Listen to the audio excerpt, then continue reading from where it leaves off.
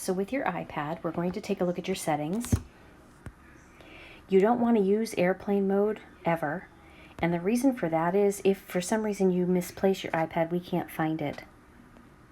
Your Wi-Fi will be connected to the student Wi-Fi. To connect at home, tap on Wi-Fi, find your home network, type it in, and if there's a password required, you can put that in. You can connect to anything Bluetooth. It's worth taking a look at your notifications because you may not want to be bothered with certain ones, but you want to make sure, for example, that Google Classroom you've allowed notifications, but with every app you have the ability to go in and turn on or off the sounds, show previews, and decide what banner style it is. Temporary means your notification will come up and just disappear. Leave persistent on for important things like Classroom so you don't miss anything important. But you can go back through notifications for every single app and customize it the way you want it. You can have fun playing with the sounds, turning on or off the click sounds.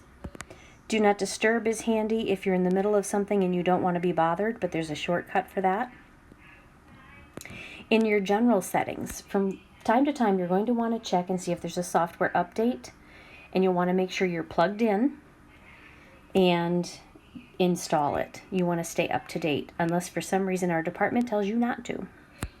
So I'm going back to general.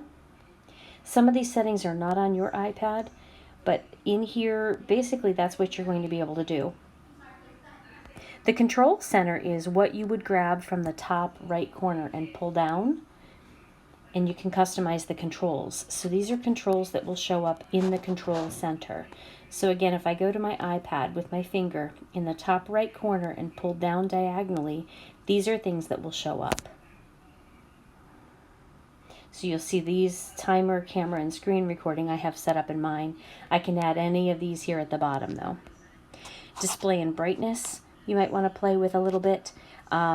It's got light or dark mode, whichever is better for your eyes. You can adjust down the brightness to save on the battery. These are a year old, so the batteries are pretty good, but you still might want to play with that. Your home screen can be customized so that your icons are smaller or bigger. And you can turn on multitasking, which will show you. You can change the wallpaper. You can activate Siri, your voice assistant. You are required to put on a passcode. If you do not, Google Classroom will not work. Google Drive will not work. If you go into passwords and accounts, you will see your Wayne Highlands email. Re-enter your password, and that way your mail is set up and customized and ready to go.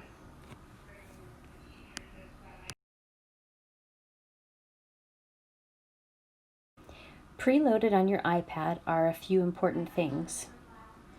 First of all, we have your Announcements app, which is a link to a Google Doc, and it will have announcements, bell schedules, all of that stuff on there. You'll see that if you have iPad problems, there's a site to visit to troubleshoot, or you can come see Mr. Sievers in the library. Problems logging into SIS, you can contact me, Mrs. Sheldon, and there's my email. To see your school counselor, there's a form to complete, and to see Mrs. Sapella, there's a form to complete.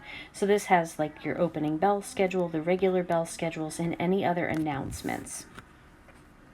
So that's the Announcements app. Also, your handbook is on here. And to close things, I'm double tapping my home button and swiping up. Also, the Wayne Highlands School District website, but there is somewhere a shortcut to SIS on your student iPad, so you'll see that too. If there are apps that you don't see that you want, if you open your self-service app, and it looks like an Uno card,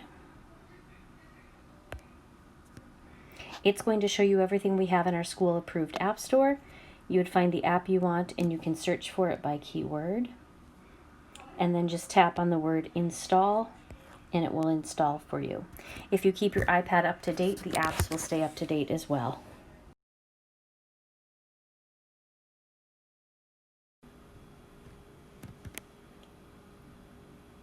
When you're looking at your iPad and you might need to do two things at once. You can multitask. So for example, if I want to be in Safari, but then I also want my Google Classroom open, I'm going to drag that over and drop it. I can push up on the bar and extend it. I can make it larger or smaller, but you can multitask, and we will include a link with instructions for you to run two apps at once. To close any app, double tap the home button.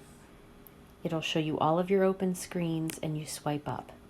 So if you have a problem with your iPad, one of the very first things we're going to do is actually have you close any open apps.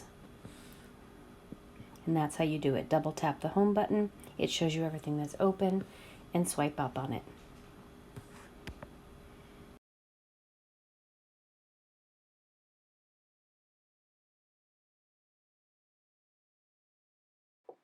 As mentioned previously, you can connect other things to your iPad. If you wanted to, for example, get an external keyboard because that would make life easier, you can. Also note, Logitech makes what's called a crayon, and you can see its picture here. Available online, Amazon, lots of different places. This is a very precise stylus. It works with your iPad, and so does the Apple Pencil if that's something you chose to use. Again, completely optional, but just know that your iPad will accept these things. Your school-issued iPad is given to you. You are 100% responsible for anything that happens to that iPad. Please keep it safe. Don't throw it in the bottom of a book bag. Treat it very, very carefully. Don't leave it laying out, and make sure you have a passcode on it. It doesn't matter what happens with that device, it's issued to you, so you are responsible for whatever happens on it. There are places on your iPads to take notes, and one of those is the built-in Notes app. But just know that that's not going to sync across your various devices unless you sign in with your iCloud. You can also go to self-service and get the Google Keep app. This allows you to create folders. I think they call them labels. So you can create digital notes this way. You can add images, all kinds of helpful things. And Google Keep does transfer across various devices and syncs because it uses your school Gmail. Photos and videos take up the most space on your iPad. I suggest going into Google Photos, sign in with your school email, and set up the backup so that it takes all of the photos that you have on your iPad and brings them into Google Photos. That way everything is backed up. If you need help, the library is the place to come. Mrs. Roberts and Mrs. Pahala are experts at the printing process and helping you with some basic troubleshooting. The library is the only place in the building that you can print, but if you have an AirPrint printer at home, you can print there. Mr. Sievers is located right as you walk in the library on your right.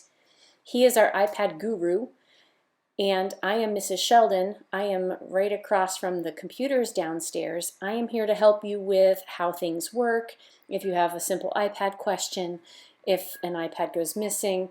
Any of us can help you. So the library is your go-to spot for everything iPad. Have a great year, and we're here to help you if you have questions.